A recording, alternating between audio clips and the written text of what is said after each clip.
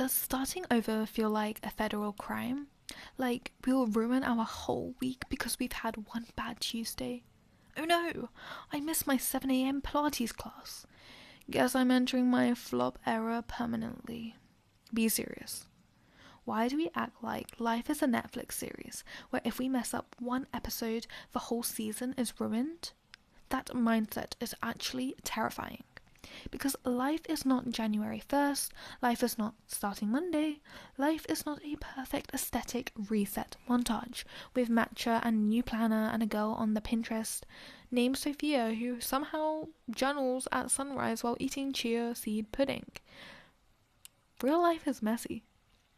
Sometimes your new beginnings start at 4:37 p.m. on a random Thursday after crying in the Tesco car park. And that still counts. I keep thinking about this video I watched on the Alyssa Liu mindset and her ice skating journey. She loved ice skating, like loved it from a young age. But then burnout hit, and suddenly the thing that once felt magical started feeling like a job you clock into spiritually exhausted. And I think so many of us experience that. You can love something deeply and still need distance from it. That doesn't mean you failed. That doesn't mean the dream died. Sometimes it just means the relationship between you and the thing you love needs to change shape. And what I love is that she came back to it on her own terms. Not because people forced her, not because she had to prove something, but because underneath the burnout was still passion.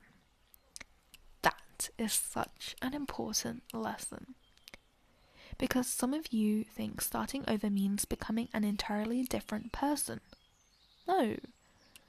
Sometimes starting over is actually returning to yourself. Like when Serena van der Woodsen would leave Manhattan for 3 business days and come back acting like she discovered enlightenment in Connecticut. I'm different now. Girl, you just wore a scarf and stared at a lake. But honestly, she was onto something. Reinvention is human. Trees do it, snakes do it. Taylor Swift has built an entire economic empire of doing it. Why are you not allowed to evolve? And can we please stop romanticizing suffering as proof that we are committed?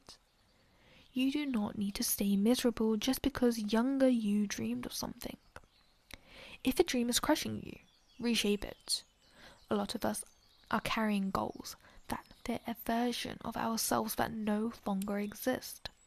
Like trying to squeeze into jeans from 2019. Baby, let it go. You are allowed to update the blueprint. Maybe you don't quit the dream. Maybe you change the pace. Maybe you change the environment. Maybe you stop performing it for other people. Because burnout is so real in this generation. We turn hobbies into side hustles, passions into productivity, rest into guilt. Even our self-care has performance reviews now. Today I woke up at 5 a.m., drank chlorophyll water, meditated, did gua sha, read 48 pages, cured my inner child, answered emails, and baked sourdough. Okay, Warrior Princess, calm down. Sometimes healing is literally just deciding to try again. Softly, quietly, without announcing it to the world first. And I think that's the beauty of starting over. It's not always dramatic. Sometimes it's tiny. Brushing your hair after a depressive week, opening the laptop again, applying for the course, texting back, going outside, trying one more time. That counts. You are not behind. Your life is not over because you lost momentum. Even video game characters respawn. And honestly, thank God, humans can too. So if you need a sign to begin again, this is it. Not next month, not after the perfect glow up, not when you become a magically disciplined forest fairy who drinks celery juice. Now, start ugly, start tired, start scared, start. Anyways, because the girls who transform their lives are rarely the girls who never fell apart. They are the girls who learn how to rebuild themselves with softer hands.